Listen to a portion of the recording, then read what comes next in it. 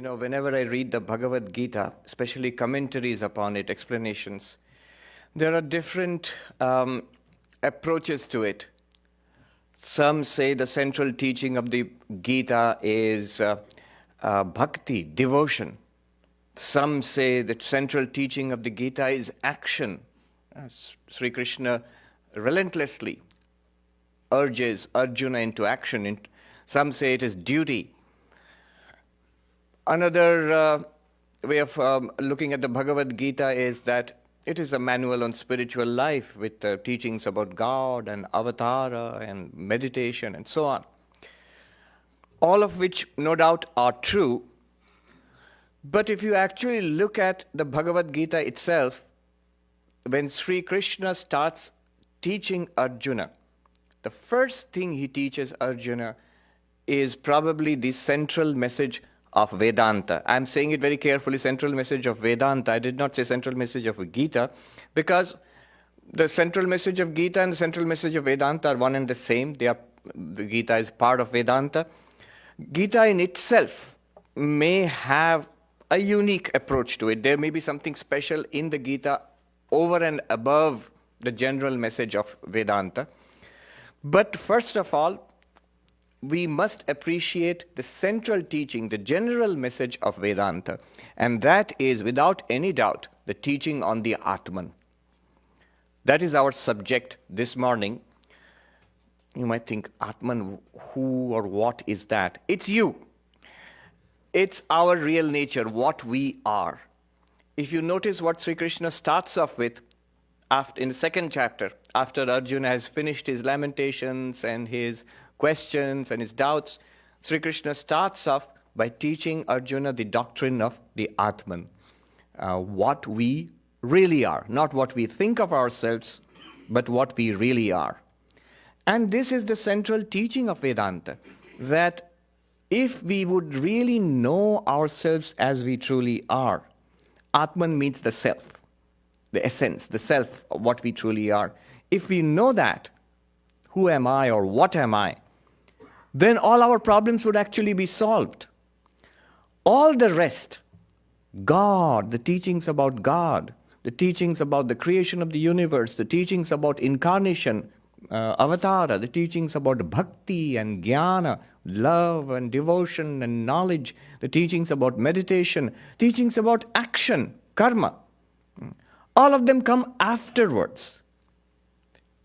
Chronologically in the Gita also, you see that they come afterwards. The first teaching, the very first teaching from approximately the 11th verse where Sri Krishna starts teaching Arjuna, to about the 25th verse of the second chapter, is a concentrated teaching on the Vedantic doctrine of the Atman, the answer to the question, who am I? Or more precisely, what am I? Because who am I? It can lead to a different kind of thinking, especially in our world today, in this country. Who am I would mean that am I born to be a musician, or am I an artist, or am I a good person or a bad person? These are questions related to the personality, the mind, our dispositions. But beyond that, there is an essential nature to ourselves, a spiritual nature, deeper than that, deeper than the person. That's what the Atman is. The teaching about the Atman is the real nature beyond the differing personalities which we are. What does Sri Krishna say?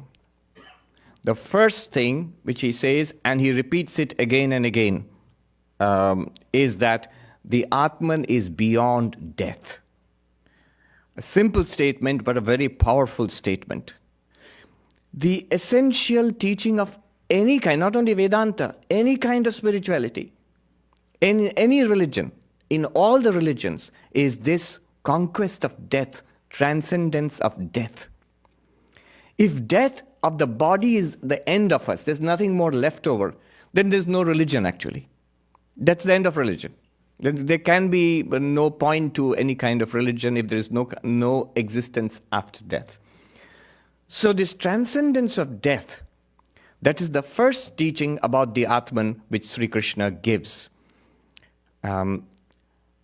Swami Vivekananda when he came to this country more than 100 years ago, one of the verses he loved quoting, chanting the original Sanskrit and then translating for the benefit of his audiences here in the United States, was this: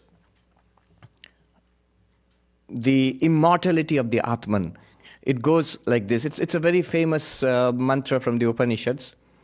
Shrinvantu vishve amritasya putraha aye dhamani divyani tastu vedaham purusham mahantam aditya varnam tamasah parastat tameva viditva ati mrityumeti nanyah pantha vidyate ayanaya. Beautiful verse. What does it mean? Shrinvantu vishve amritasya putraha. Listen, ye children of immortal bliss. The very first line is striking. We think of ourselves, the first truth that we think of ourselves is that we are mortal. We are fated to die. Theists and atheists, people who are believers and non-believers, everybody dies. All those we have known in the past, grandparents and parents, maybe they are dead. And all are passing out of this world, and so will we one day. So death is the fundamental truth. We don't like dwelling upon it. It's an unpleasant truth to dwell upon, but it's a truth nobody can deny. In fact, I mentioned this book earlier, The Denial of Death. Ernst Becker, who won a Pulitzer Prize for it, he got the prize, I think, just before he died. Okay, morbid humor, but no, it's very touching. Actually, he was interviewed by a very well-known journalist from Science magazine or something. He was already on his deathbed, and he talked about the denial of death, how we tend to resist this idea that we are going to die. And it's a pretty morbid book. I mean, I'm not recommending it as reading, but it's pretty deep also. It shows that most of the things which we do in life, he calls them immortality projects, including religion, children, grandchildren, founding companies, businesses, writing books, including the denial of death, and so on and so forth. All of these activities, charities, all of these activities are basically denial of death. He calls them immortality projects. So it haunts us. Even when we do not think about it directly, we don't like to think about it directly. And here is the first line of this mantra, Amritasya putraha, children of immortal bliss. It says that we are immortal. We are not mortal, though our bodies be mortal. And he says that this truth is not known to everybody. He says, Aye dhamani divyani tastu. If there are gods in higher heavens, then you listen to this truth too, which I'm teaching you because you do not know about it. What is this truth? Vedaham purusham mahantam.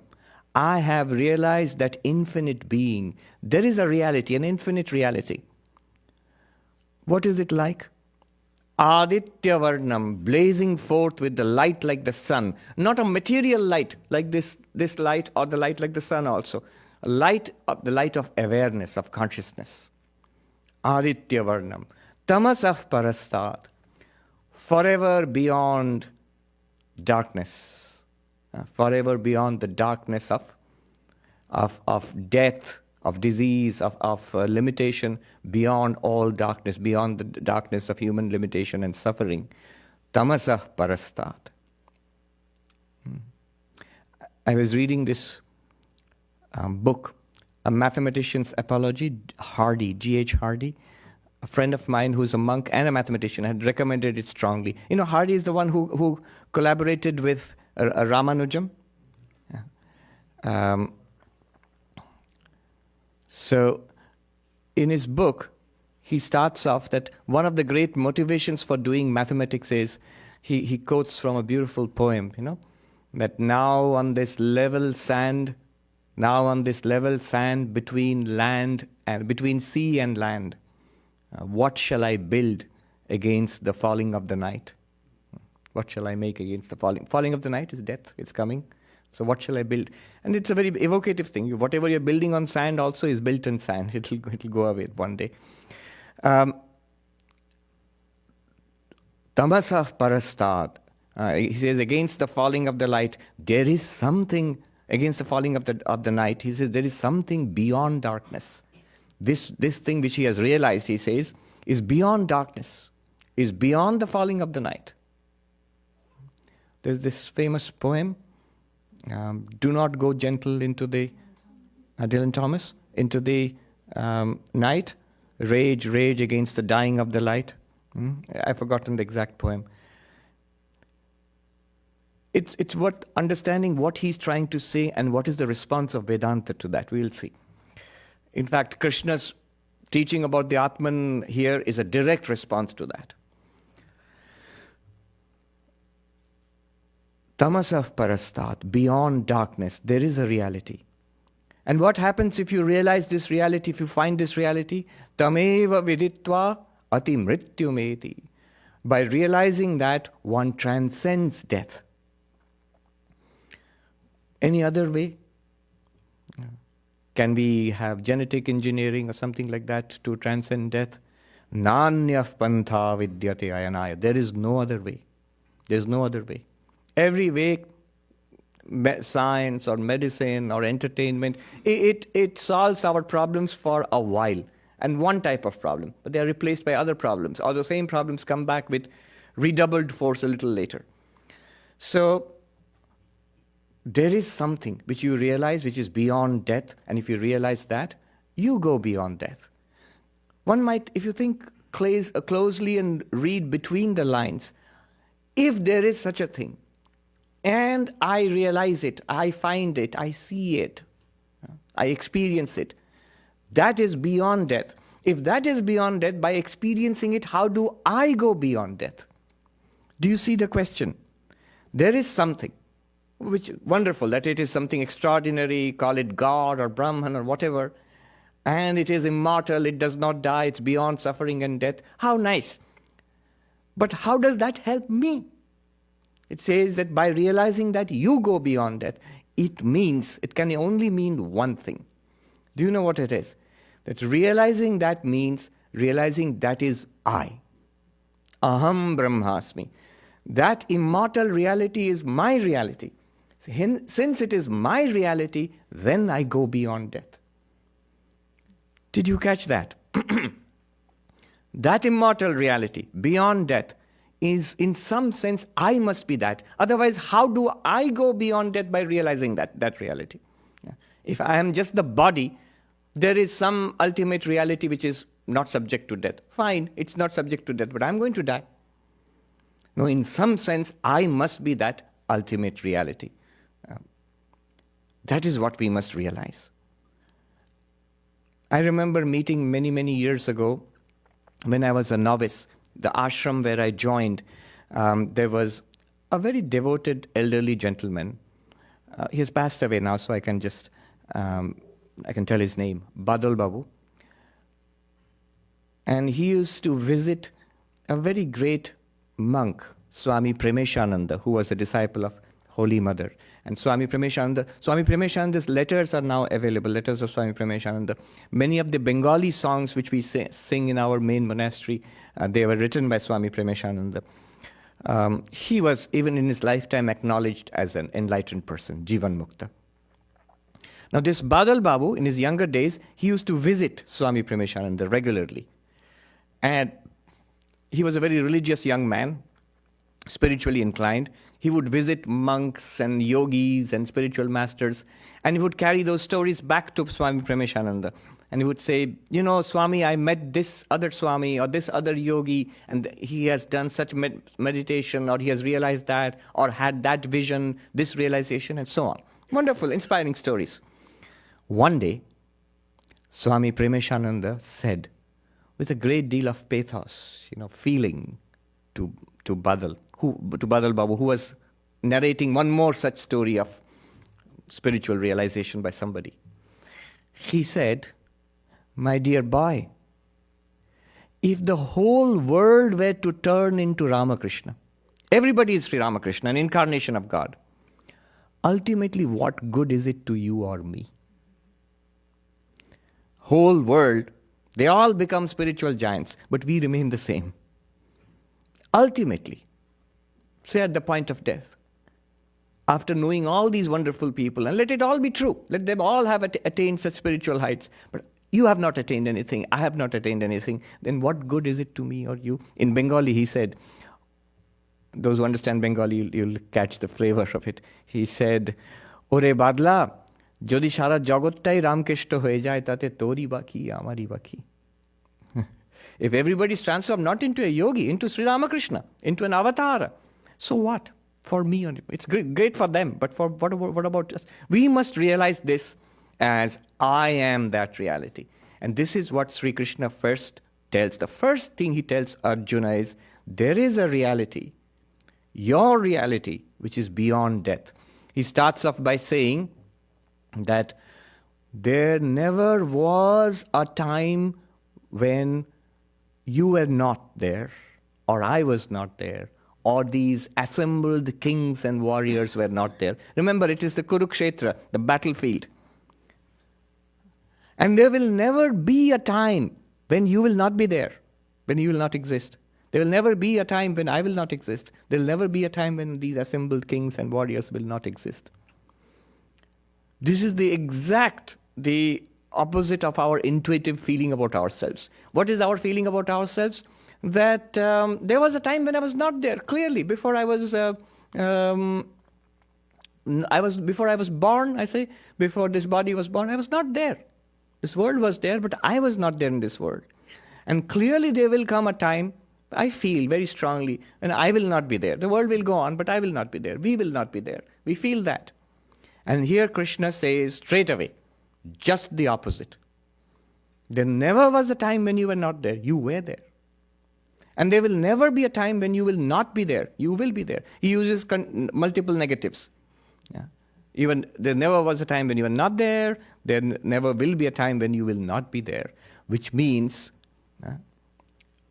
Nityam, eternal. The soul, the Atman, is eternal. In Vedanta, they love using philosophical, logical language. They have a term for anterior absence, they call it. That means absence before our birth, before we were there. So that is called pragabhava. See, a pot, before it's created, it was not there. So there was the absence of the pot before the creation of the pot. So our absence was there, my absence was there before my birth. It's called pragabhava. And after my death, there will be my absence. I will not be there in this world. They have a term for that. It's called dhvamsa bhava. The abhava means absence. Dhvamsa means destruction. The absence after destruction. You destroy the pot is not there anymore. So there is an absence before birth, and there's an absence after birth, after death. There's an absence after death. Now they say, the way they put it is, Sri Krishna is saying that the Atman is devoid of both types of absence. Pragabhava, dhvamsabhava, rahita Atma. Atma is devoid of the absence prior to birth, devoid of absence after the death of the body. The birth and death of the body are not related to the Atman's presence or absence. Atman is ever present. The body was absent before its birth. The body is absent after its death, but not the Atman, not you. So this is the teaching about the eternality of the Atman. Sri Krishna emphasizes it again and again and again. He says, then what is birth and death? He minimizes its impact. He says, yes, it is an event which you experience and which we experience, but because we experience it, we must be there to experience it. We are not created by that experience. We are not destroyed by that experience. Neither created by the experience of birth, nor destroyed by the experience of death. And he uses a very beautiful example, that of Kaumaram, Yovanam, Jara, childhood, youth, and old age. Just as the body goes through transitions, it changes tremendously. And I experience the changes of what? Of the body. Where is childhood? It's in the body. It's a body which is a little boy or a girl or a teenager. It changes so much. And then it changes into youth. You come into youth and full bloom of youth and health and the peak of our powers. That is change of the body. And you experience it. And the body then matures and begins to decline. And we experience it. And you say, oh boy, do we experience it. Aches here, aches there. There's a story, old Indian story, where they say Yamadut, the messengers of death, have arrived to take a person who's dying. Time to go. Your time is up. And this person says, you never gave me any warning. I've got so much to do. I said, we did give you a warning. Where? Didn't you see the hair thinning out and growing gray? Didn't you see the teeth falling out?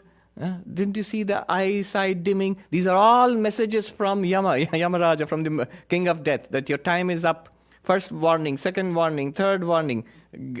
Get your act together, your time to go. These transitions of the body, we experience them. And we don't give much importance to that. We go through that. And ups and downs, we struggle with that. But notice, there are huge differences in the body. And yet, you're the same person. You say, I was in that child's body. I was the one who experienced the teenager's body. I was the one who experienced the young person's body. Now I experience myself in an old person's body, and so on.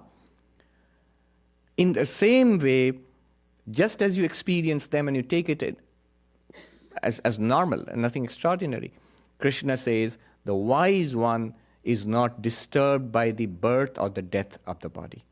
By the death, especially, he says, dehantara prapti, by the death of the body, is not experienced, is not disturbed by that. In the main monastery in Belur Math, when a senior monk passes away, and the body, we have the permission from the municipality to cremate the body ourselves, so we do that. And it's a very interesting event, and that it's usually late in the night after the main monastery is closed and people have gone. And we sit throughout the night, the cremation pyre and the body is burning, and there are songs, devotional songs, and people are meditating. It's not a sad occasion. I was taught when I was a young novice that why are you sad when you see a beloved elder Swami passing away? Think about it. This person led a holy life all life long, and this is a culmination of it. It's glorious. It's good. So one of the songs they sing is Maron ki bhai dekhao more. O death, what fear dost thou hold for me? What fear do you show me? I have no fear of you. Exactly the verse from the Gita. I was a child. I'm a young person now. In 2 days, I shall be an old person. And after that, the body shall go. And one day, there will be a new birth and a new body. Death is a transition. Death is not an end or a full stop, a comma at best, or a hyphen. The Bengali words are Shishu chilam juba hoyechi, dudin pore briddho hobo, deher nashe dehantar. That means at the end, at the destruction of the body, a new body is attained. What fear does death hold for me? It's a transition. That's what Krishna says. Sri Krishna. In Vedantic terms, what happens exactly is this.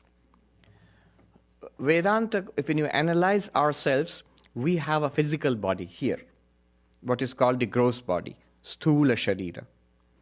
And in that, we have a subtle body, sukshma sharira. You'll say, what proof? Nobody asks for what is the proof of a physical body, because everybody sees it, everybody feels it, it's a public fact. But what is the proof of a subtle body? Exactly like that. You experience it. Right now, you're experiencing it. Thoughts, feelings, ideas, memories, desires. So all of these are parts of what is called the subtle body. And there's something more beyond that called the causal body. We will not go into that. In Sanskrit, sthula sharira, gross body, sukshma sharira, subtle body, karana sharira, causal body. They are all bodies. That's not you. Beyond that or underneath that lies the Atman. And this is a very analytic way of looking. Analytic means dividing it analytically to understand it. What are we trying to understand? What happens at death?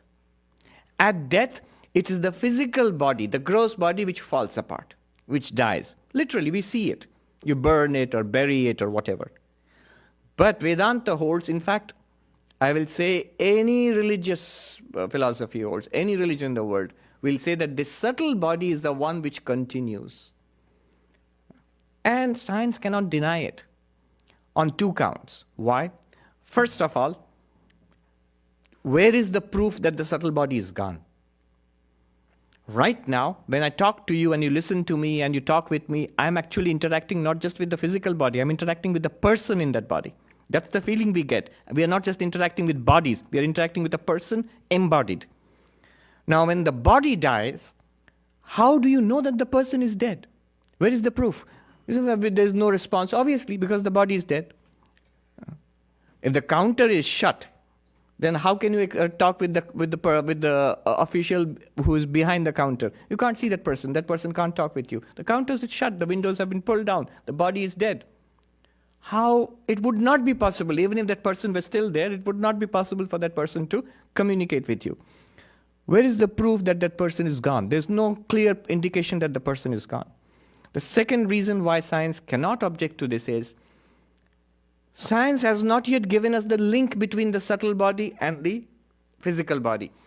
The reason why doctors or why scientists would say that there is nothing left over after death is because there is a belief, I will say. There is a belief, a dogma, a scientific dogma, that somehow this mind, what we call the mind and personality, they're somehow generated by the physical body. So if the physical body, the brain and the nervous system fall apart, there's no more person. So that's called materialist reductionism, and that doesn't work. Nobody has yet shown the causal link. The two are related. The subtle body and the physical body are related. So does Vedanta also says that. You don't need science to know that. Your thoughts and the body are related. If you're feeling the body is sick, you feel unwell. If you take a cup of coffee in the body, your mind also feels alert. So they are related. But that one produces the other, there is no causal link. This is at the risk of repeating myself ad nauseum. It's a hard problem of consciousness. So the mind is not produced by the body. The subtle body is not produced by the gross body.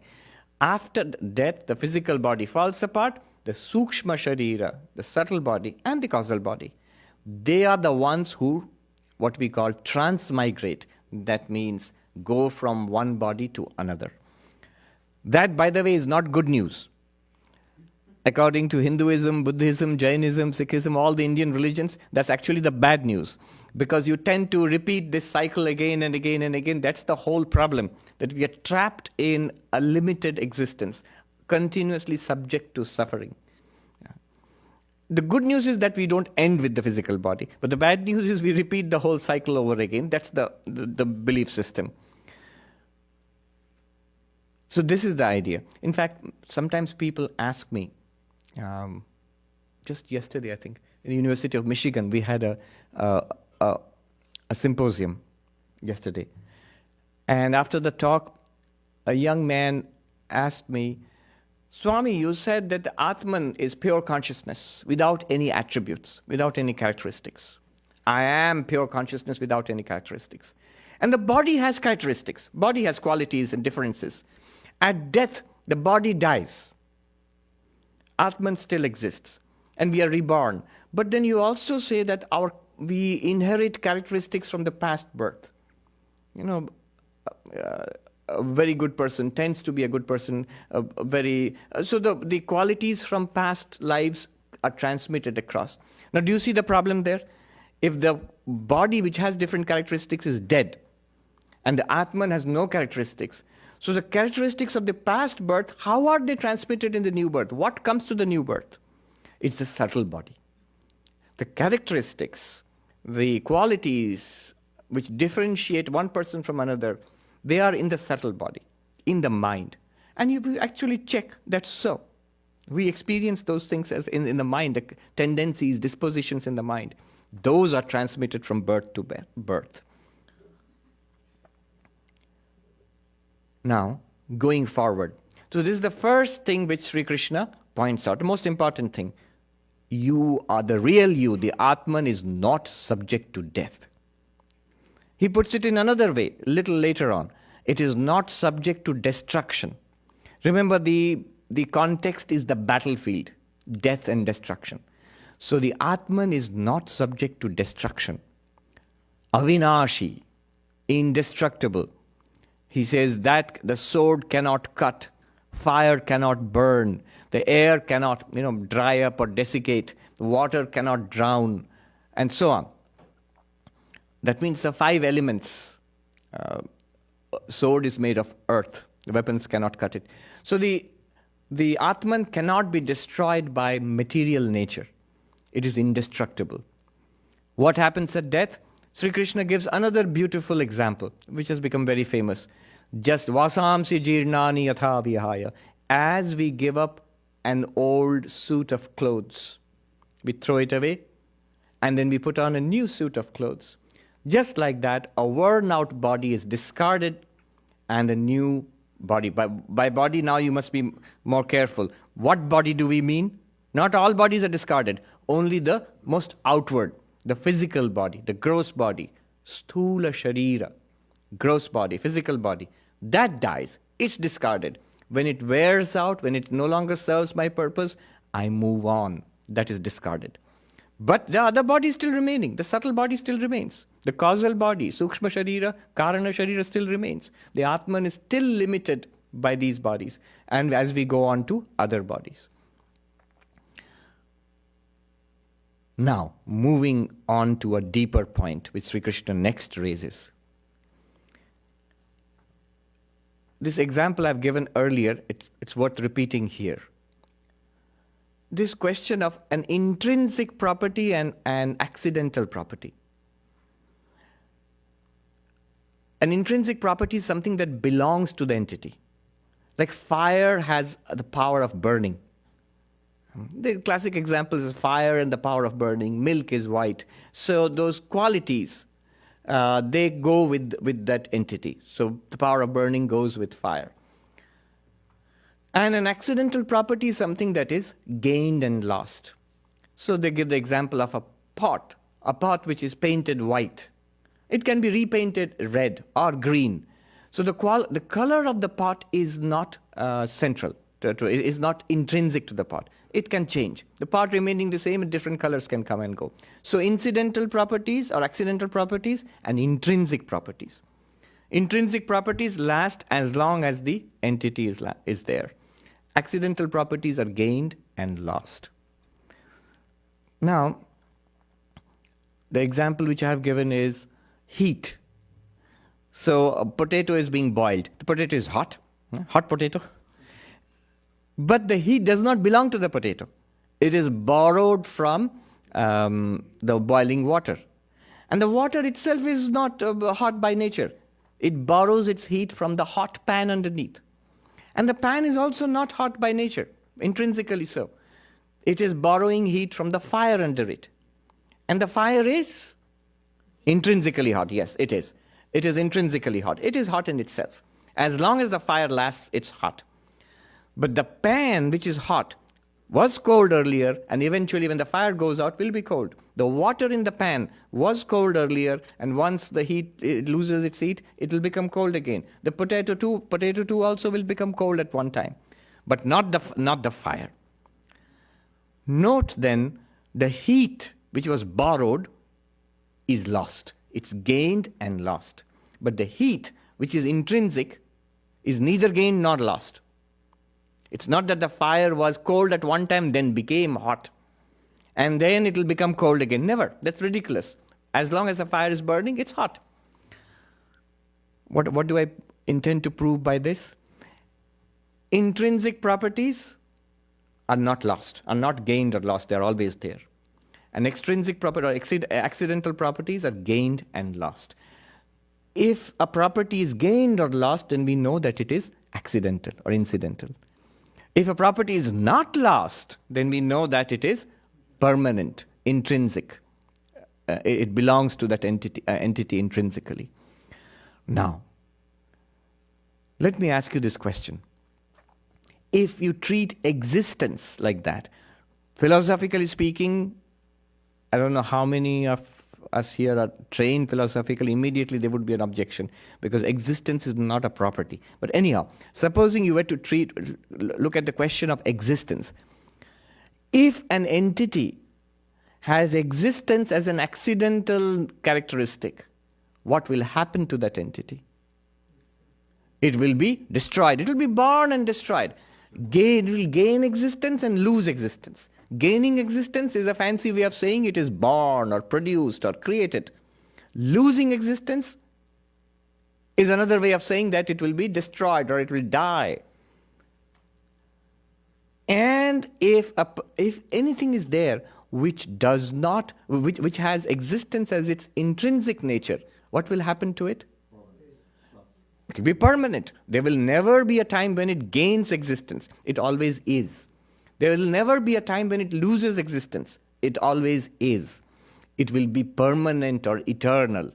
Now notice that what Krishna just said, the soul or Atman is eternal. He just said it's immortal. It is not born, it does not die. If it is not born and if it does not die, if it is eternal, then it has existence as an intrinsic characteristic. This having existence as an intrinsic characteristic is called Sat, pure being. This is one more clue about the nature of the Atman. One is that it is eternal. The second one, if you ask, what is it actually? If it is not the body, if it is not the mind, then what is it? What's the nature? What's the material? What we say? It is pure being or Sat, existence itself. Atman is existence itself. Now this leads to a very interesting conclusion. If the soul or the Atman is existence, if your nature is existence itself, if it is Sat, then something other than you, follow this carefully, this is very subtle, sounds very metaphysical, very simple also, but very profound. Something other than you, something which is different from you, which is not the Atman, different from the self, not self, different from Atman in Sanskrit, anatma, not Atma. Atma is existence itself, pure being. Then anatma, not self, will be not being, not existence. Let me repeat again. If you are existence, and then something apart from you will be non-existence. Correct.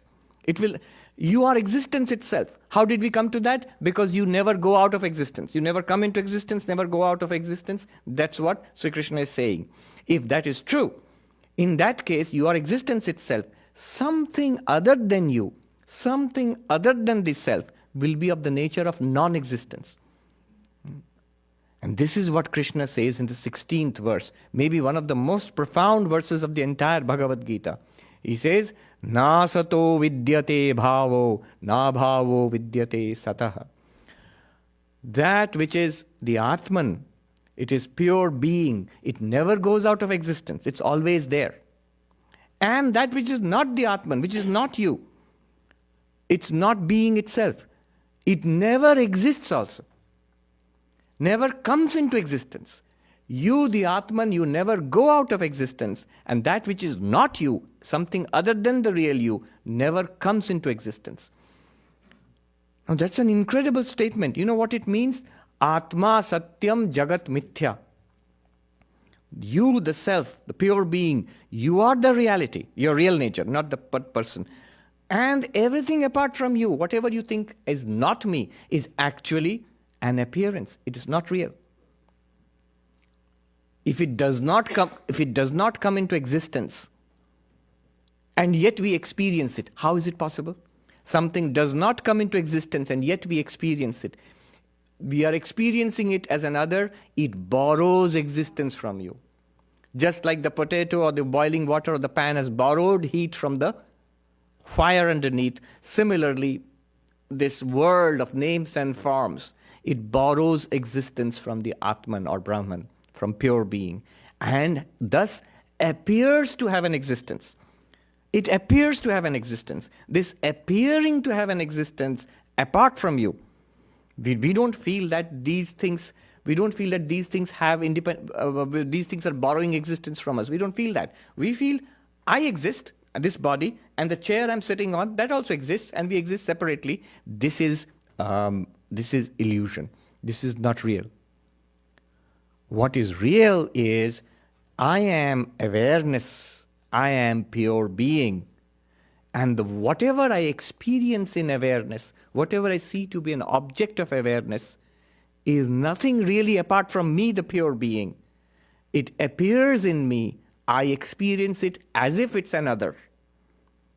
But it's nothing other than me. It's I alone with a different name and form appearing in that form, and I experience it as an other, as not self. But the not self has no existence apart from the self. Sri Krishna says, Na sato vidyate bhava. The not self appearances have no intrinsic existence of themselves. And you, the self, you have intrinsic existence. And these two, drishtaha, antaha, those who realize these two very clearly, the nature of the self, I am Brahman, the reality.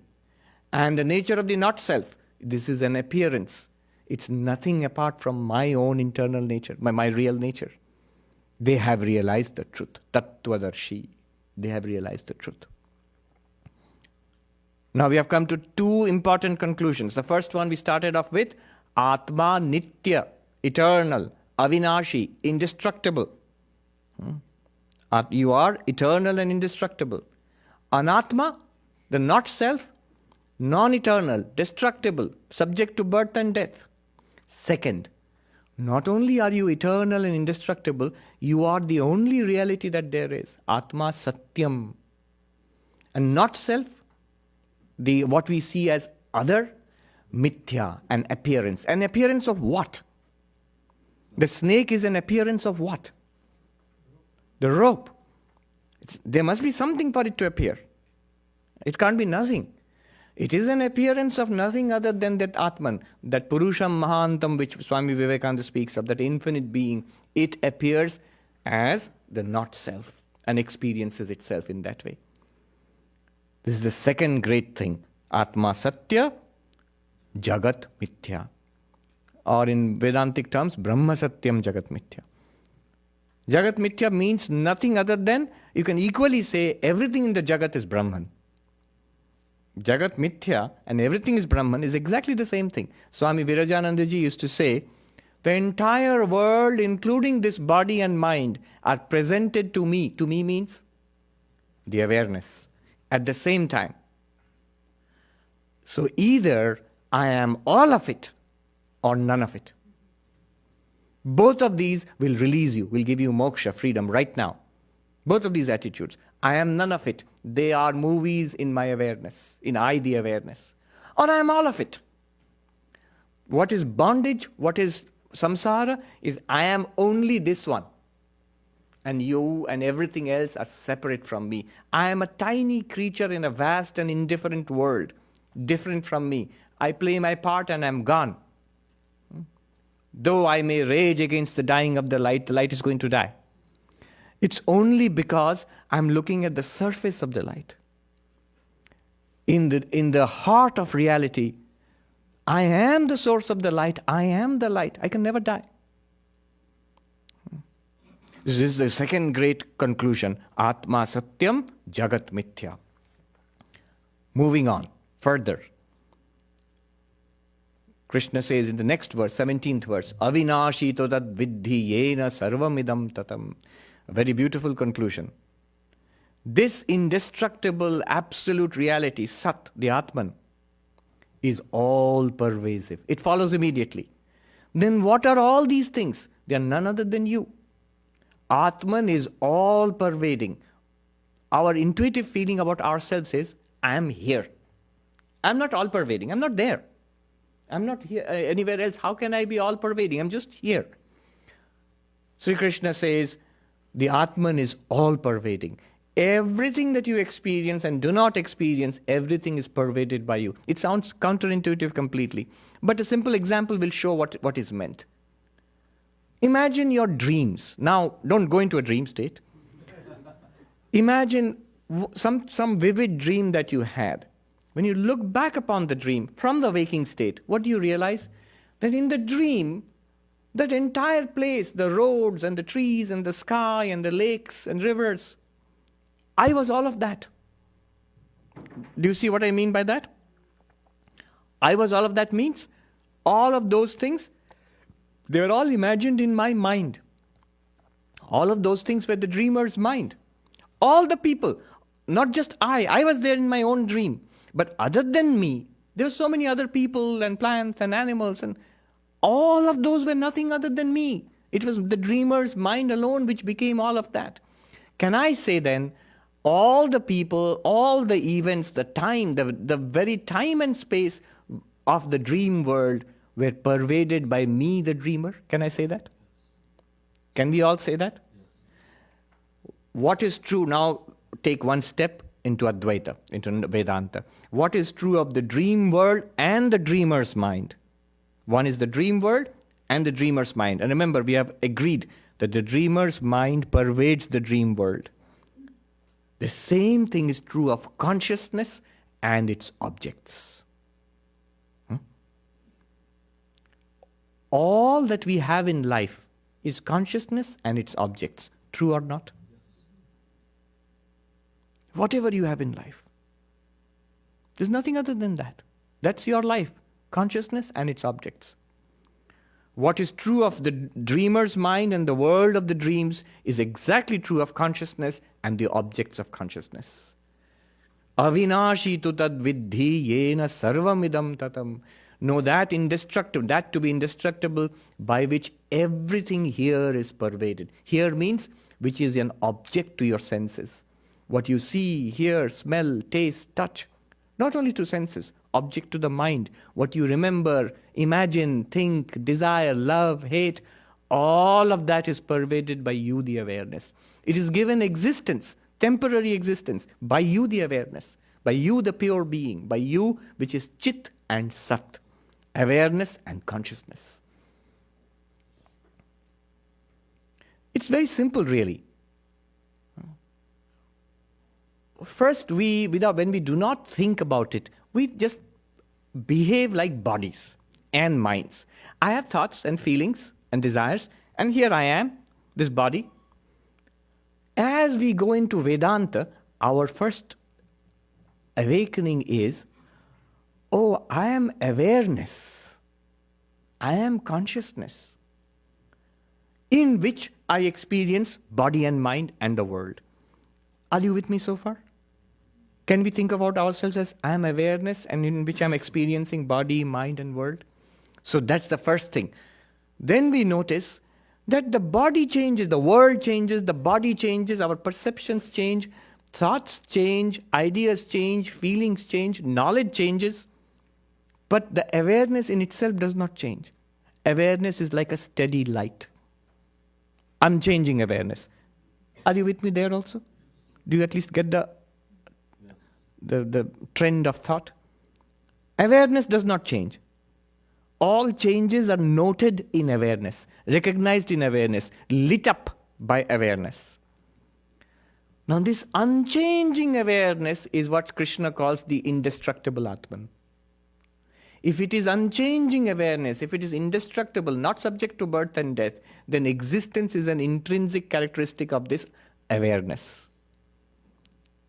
If existence is you see the logic. If existence is an intrinsic characteristic of this awareness, then anything apart from this awareness is an appearance, does not have intrinsic existence. It borrows existence from awareness, just as everything in your dream borrows existence from you, the dreamer. You are Sat Chit, pure being, pure awareness, pervading everything that you experience. So the third thing that we learn about the Atman, Sarvavyapi, all-pervading. All-pervading. I have told you earlier about this in the Himalayas. When this is being taught, a monk at the back, he suddenly raises his hand and he asks the teacher, who's another senior monk, a teacher. He said, just a minute. How can you say that I am all-pervading? I am here and not there. And how can I be all-pervading? I'm just here and not even there. And how can I be all-pervading? In Hindi, मैं यहाँ हूँ, उधर नहीं हूँ. तो सर्वव्यापी कैसे हूँ? यहाँ हूँ, वहाँ नहीं हूँ. I'm here, I'm not there. How can I be all-pervading? And you know what the answer was? The teacher said, but here and there, are they not both in your awareness? The moment I say, I am here and not there, I'm speaking as what? The body. Can you not say exactly the same thing in your dreams? Somebody comes in your dreams and says, you are everything here. I say, what silliness? I am here, I'm not even there. When you wake up, who would be right? That person would be right, because everything in your dream was in your mind. Similarly, everything that we experience is, in fact, literally in our awareness. You as awareness pervade everything. That's the third point I wanted to make. Not me, Krishna wants to make in the Bhagavad Gita, that awareness, Atman, is all-pervading. The question is, all-pervading, indestructible, nothing other than that exists. But now one may ask a practical question. Where is it? We don't experience it. I experience people and events and space and time and my own body, my own thoughts and perceptions. Where is this precious Atman you're talking about? So Krishna says, he anticipates the question and he uses the word aprameyaha. Aprameyaha means, it's a very technical word. It's not an object to the instruments of knowledge. What does it mean? Instruments of knowledge. How do you know anything? We deploy instruments of knowledge. Like scientists using telescopes and microscopes, we deploy instruments of knowledge. I, the awareness, to know the objects of awareness, I deploy sight. I can see forms. I deploy ears. I can hear sounds. Touch, taste, smell. All of these instruments I deploy. But the Atman has neither form, nor sound, nor taste, nor touch, nor smell. So the 5 sense organs cannot objectify the Atman. I use my mind. If it's something I cannot see or hear or smell or taste, I use my mind to conceive of it, think of it, ideate, to intellectualize it. But the Atman is not an object of the mind either. Beyond mind, beyond senses. This is called aprameyaha. You might say, wait a minute. If it's beyond mind and senses, what right do you have to say such a thing exists? To say something exists, it must become an object of knowledge. True or not? Otherwise, you can imagine anything. Suppose I say Harry Potter exists. You will say, how do you know? I say, I read about it in the book. So that's a book, it's in the fiction section in Barnes and Nobles. But do you know what that means? It means it's fiction. It does not exist in this world. So there must be some object, some instrument of knowledge which objectifies the entity to make us claim that it exists in this world. And if the Atman is not an object to any instrument of knowledge, what right do you have to say that it exists? That question might come. And so the answer, Krishna does not make it explicit there. It is consciousness, swaprakasha. Swaprakasha means self-luminous. Here is a clue to the nature of the Atman. It is not an object of the senses or of any instrument of knowledge. Rather, it is the subject. It is that which lights up all the instruments and enables you to use those instruments. It's like looking for, if somebody sees a picture, the very picture, the photograph means there's a photographer. Where? I can't see the photographer in the picture. Nowadays you can with a selfie. But in those days you could not. A portrait with a lot of people and there's one person missing there. Photographer. But how do you know that there was a photographer? Because there is the photograph. Exactly in the same way, how do you know that there is consciousness? I can't see consciousness as an object. I can't see it, hear it, smell it, taste it, touch it. Well, to hear, smell, taste, touch anything, to think, to remember, to love, to hate, even to doubt that there is consciousness. You have to be conscious. Shankaracharya says, it is the very self of the one who doubts that there is such a self. Without that, you could not doubt. Who is the one doubting? What is the one doubting? If you say everything is a dream, it means there is one thing which is not a dream. What is that? The dreamer, exactly. There must be something beyond the dream to dream the dream. To experience all of this, there must be an experiencer, which is not part of these things. So, aprameya points to the fact that why you cannot experience it through the sense organs or the mind, but it also points to where you can find the self. Beyond the sense organs, beyond the mind, you are that consciousness which, shining through the mind and the sense organs, you experience the world and this body and mind. Aprameya, it's not an object of the pramanas, instruments of knowledge. Goes further. One more point and then I'm done. It is akarta abhokta. Akarta abhokta, very interesting point. Sri Krishna says that nahanti nahanyate, it neither kills, the Atman neither kills nor is slain. Remember, the context was the Kurukshetra battle, the battlefield of Kurukshetra. So that's why the language is slayer or slain. But the philosophical import of this, the philosophical meaning of this is, it's neither a doer nor an experiencer. Consciousness by itself is not a doer. It's not an agent of action. Consciousness associated with the body and mind, associated with this body and mind, becomes the doer of actions. Consciousness associated with the body and mind, the sense organs, becomes the experiencer of a world. But without a body and mind in itself, it's neither a doer nor an experiencer. In Sanskrit, akarta abhokta. But the way Krishna puts it in the Gita is, it neither slays nor is slain.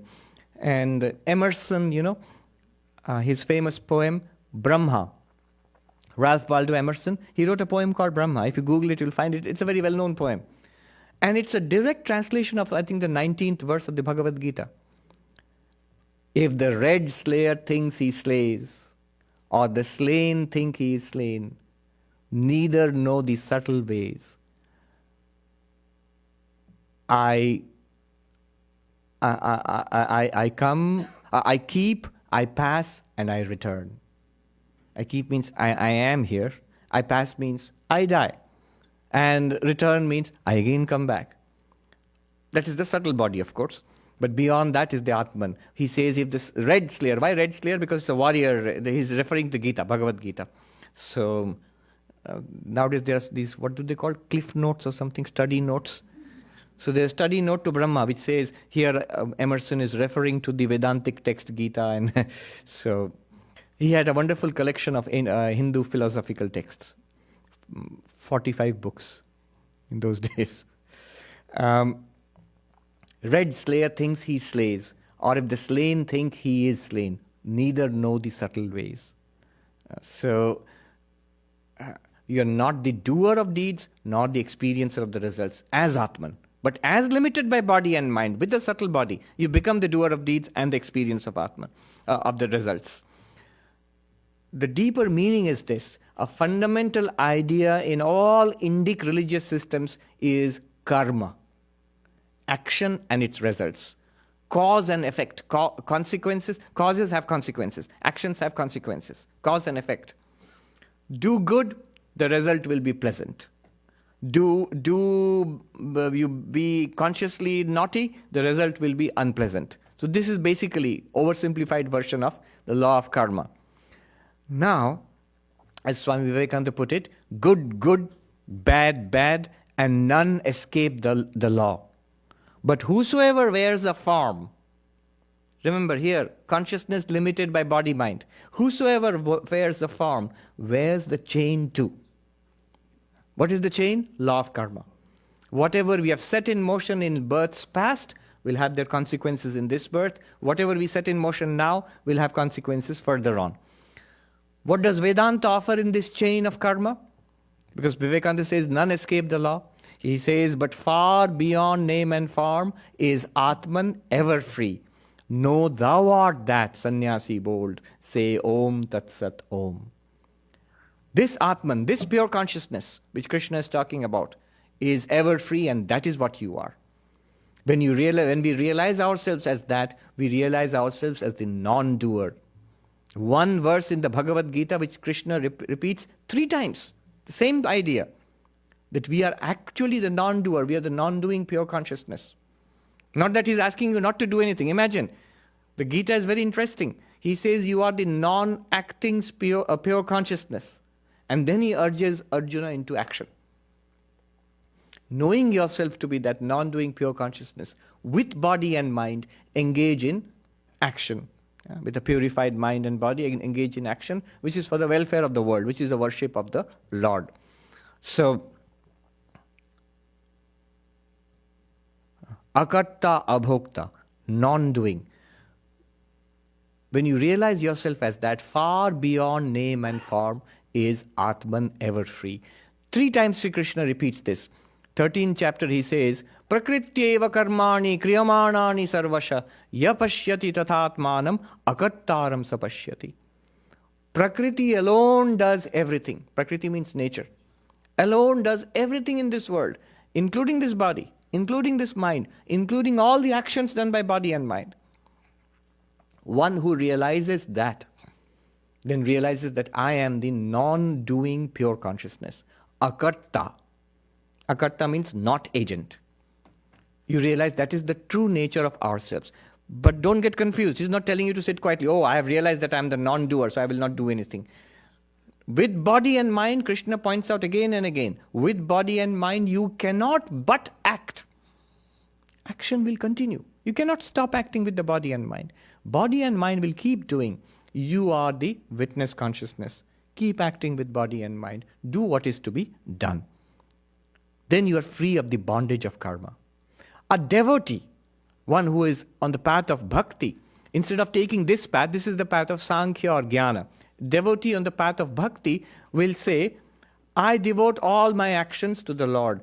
By the grace of the Lord alone, I have this body. By the grace of the Lord alone, I have these senses and the mind. And so all that is the Lord's, I offer back unto the Lord. It's the same idea. Basically the same idea. But it's with devotion and love, and it's much more appealing sometimes to the heart of the devotee. All right, we could go on and on. The Gita is 18 chapters long, but this is the core idea. The one takeaway from this is, this Atman I am. What Atman? Summing up, immortal, nitya, avinashi. I am not born with the birth of the body, I do not die with the death of the body. Who is born with the birth of the body? The subtle body gets embodied in a physical body. Who experiences death? The subtle body experiences death with the death of the physical body. But I am not born with the body, I do not die with the body. I am indestructible. That's number 1. Number 2, that I am the reality of this universe. Everything apart from me, the Atman, is an appearance. Atma Satyam, Jagat Mithya. Third, this Atman, the real nature, the paramarthik, the absolute nature of the Atman, this pervades this entire world of appearance. Just as the dreamer's mind pervades the entirety of your dream world. You, the consciousness, you pure being, you pervade this world. Pervade means this world borrows its existence from you. Remember, intrinsic property and extrinsic or accidental property. Third, so that's the third thing. You pervade everything. Sounds philosophical. There are tremendous practical implications. Everyone you meet is fundamentally you yourself. The good and the bad and the ugly. Every experience in your life, good and bad, whatever it is you only. There's nothing apart from you. Whom will you criticize? Whom will you hate? When the Atman is but one, you are but one. Then whom to hate, whom to criticize, whom to praise? All pervading. This is the meaning. The fourth one is a very philosophical but very important meaning. It is not an object of the senses. Aprameya.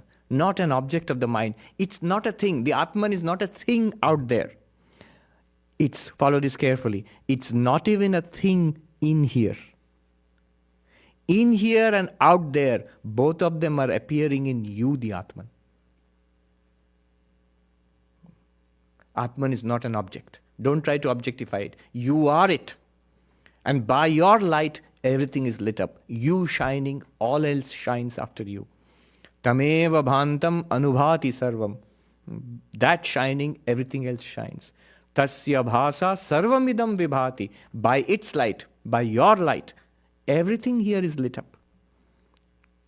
It's not poetry. It's a literal reporting of the truth. The world outside, good and bad. The mind inside, calm and restless. They're all lit up by you, the unchanging consciousness.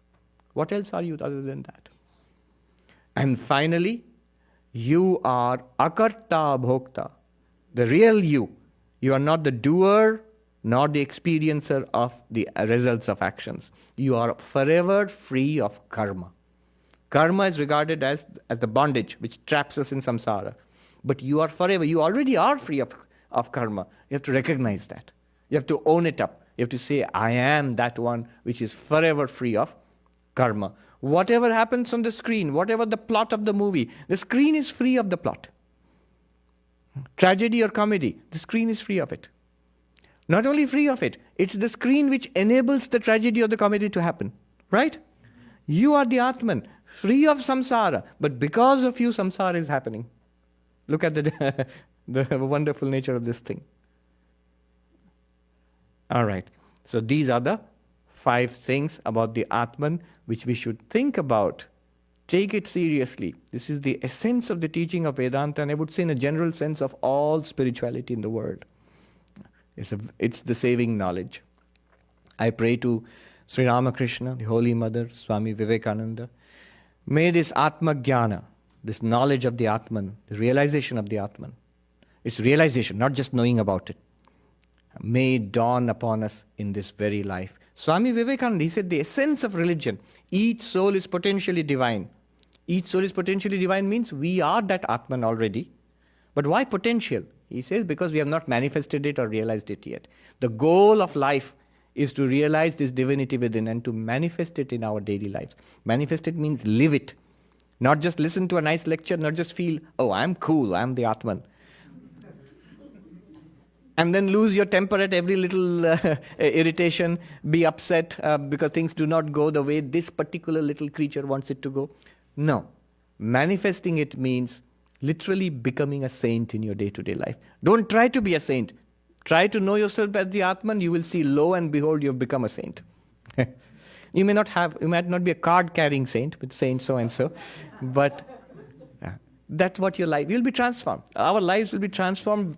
And very quickly, if you struggle to gather and cultivate the qualities of a saint, it's a lifelong struggle and pretty difficult and dull and dreary. If you own up to this insight that I am this Atman, you will see immediately a change in the thought, in the emotions, the way you think and feel, and the way you deal with people and events in your life. A lot of peace will come. A great release will come upon you. The more we think about this, a great lightness comes upon us. Fear of death diminishes. I won't say disappears, it diminishes. It becomes diminished. The horrid reality of a world oppressing us, it becomes shimmery because it's not real apart from you. You feel free of the bondage of karma. You realize yourself as light, as pure awareness right now. I pray to them that this may become a reality in our lives. Om Shanti Shanti Shanti Hari Om Tat Sat Shri Ram Krishna Arpanam Astu.